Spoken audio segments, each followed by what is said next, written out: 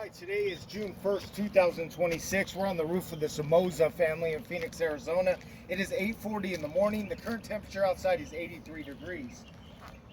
We are going to be doing a repairability assessment. We're going to be documenting the repairability conditions of this area of the roof. We're on the back slope. We have our test book, which will be the shingle we're removing and reinserting, marked out with X. We have all the surrounding shingles marked out as well. We have books 1 and 2, which are directly beneath book X. Book 3, which is off to the left. Book 4, which is off to the right. 5 and 6 overlap the nail strip of shingle book X. Those will need to be lifted to get any nails out, then lifted again to reinsert nails. We have 7 and 8, which overlap 5 and 6. The same process will apply there. We have our tools lined out here. We have a soft nose putty knife. We have a roofing hammer. We have 2 separate roofing snakes. I like this one because it's thin to pull the nails, and this one because it's thick to insert the nails. We have a flat bar and a flat putty knife. We also have 1¼ inch per code roofing nails. We have chalk on the roof so we can document anything that transpires with the repair, and a notepad to keep notes. All right, we have a dimensional shingle. The shingle starts here, the shingle ends here. What I need to do is make sure that it's separated from all the material that binds it to books 1 and 2. For that, I'll start with a soft nosed putty knife. We just want to work our way slowly across. In Arizona, these things just mat together. See how it's just kind of just stuck there? We want to go really slow. We don't want to rip or tear anything.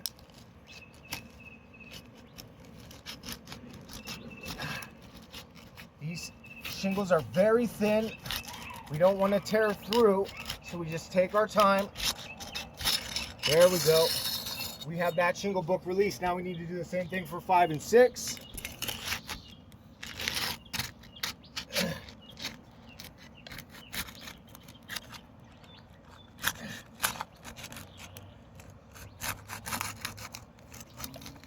Very slow.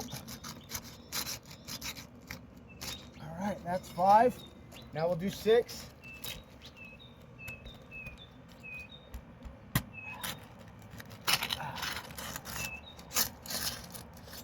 Now 7 and 8.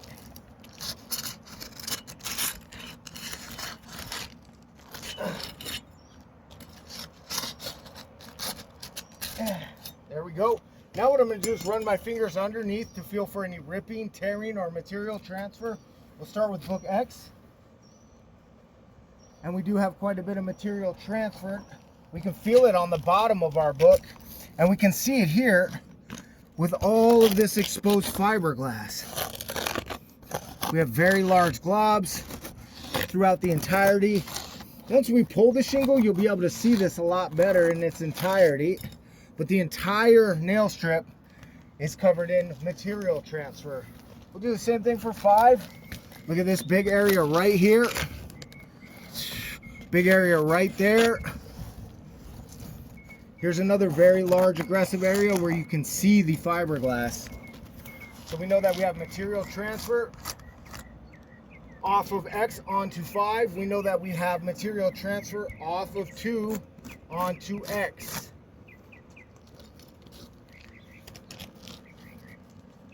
We mark the material transfer with MT.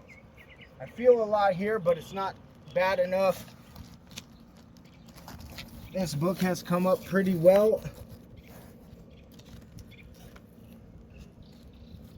And book 8 has come up.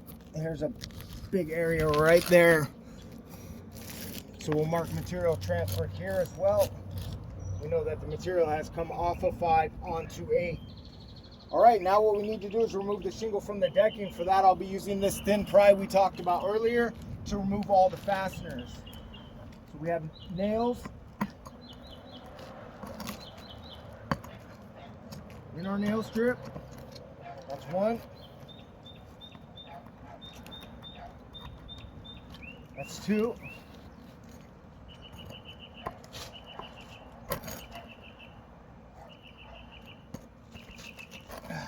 The condition of this roof, I would say, is dry. That nail, unfortunately, because of all the material that's transferred on top of it, is not coming out correctly. We'll go from underneath with our flat bar, and we'll get that out. And we have one right here. We'll get that out as well. All right, now we need to remove anything underneath 7 and 8 on 5 and 6. That goes through the back of our nail book, or our shingle book. Start with this one.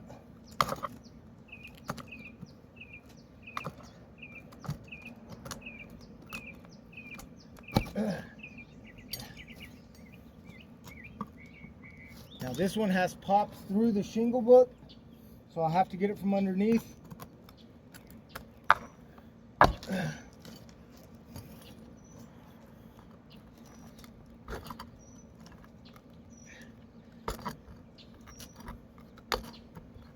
These are driven in very deep and are starting to pop through. There we go. Hopefully I can get this one from the top. I hate these pop throughs. They're also buried under some of that material that's been torn off of the material transfer, making them harder to pull out and locate. This one did pop through, and it is in the back of our shingle book, so we'll get that nail pulled, and I believe we have all the nails removed. Now what we'll do is we'll take a closer look at our shingle book. Look right here specifically. This is aggressive mat transfer. We have another glob right there I didn't get on the initial inspection. Boom. These two major areas. Now this is going on with a lot of different books here. We see on the back, look at all this stuff that's either ripped off here, here, here, here, here, and here. All of these areas are material transfer. This has gone on multiple books. Now what I need to do is take this shingle book, set it up here. We're gonna measure it.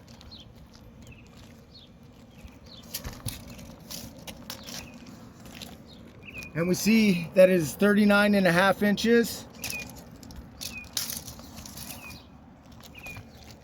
by 13.25 with a 5 3/4 inch exposure. Now, I'm going to take my shingle book. First, I'm going to do an investigation of the underlayment, making sure there's no rips or tears. Looks good. I'm take the same shingle book and line it back up into place, making sure that my exposure is straight, that the keyholes are straight. We are back in place. Now I'll take 1 1/4 per code roofing nails and the recommended roofing snake to reinsert this shingle. The reason why we use the roofing snake is so we don't have to lift any of the above books more than necessary to get an appropriate nail strike. So we'll go right here next to our old nail hole. 1, 2, 3. Oh, don't want to lose the top.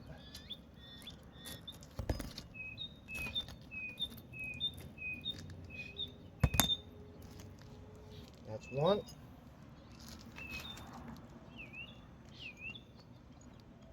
This is our old nail hole. We'll go right next to it. That's 2.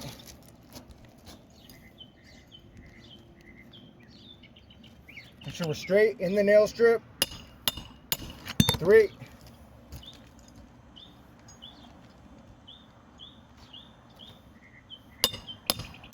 And 4. We have our shingle book back in place. What I want to do now is get all the nails that are in 5 and 6 reinserted.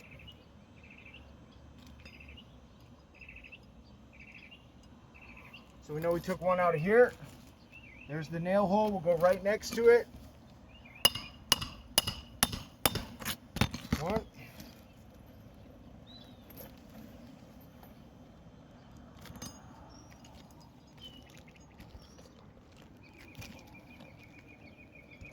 There's our nail hole. We'll go right next to that one. 2.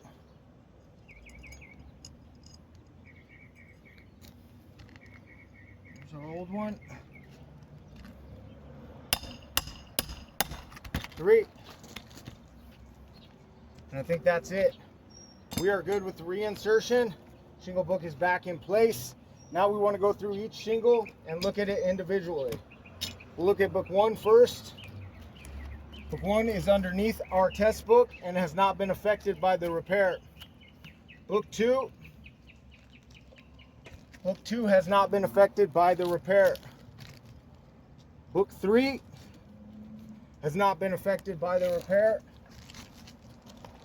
Book 4 has not been affected by the repair. Book 5. We know that book 5 has material transferred from off of it onto, off of books X onto the back of shingle book 5. Look at this. This is a delaminated tooth. Because of the dry condition of the shingles, the teeth are becoming delaminated when we separate them. So we have 2 delaminated teeth. And material transfer, this is a damaged book. It needs to be repaired. Book 6. Book 6 has not been affected by the repair. Oh, look right here. This is a delaminated tooth. This is a delaminated tooth.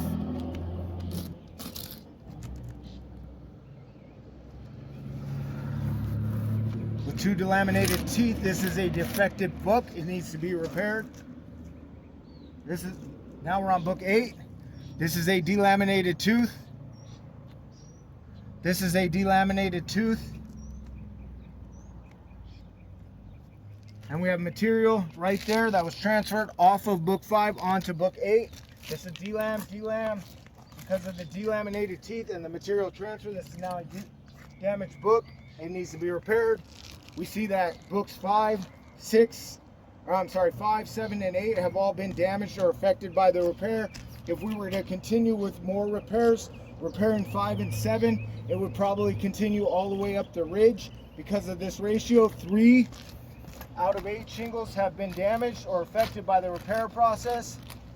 Because of the current dry condition of the roof, I do deem this roof irreparable.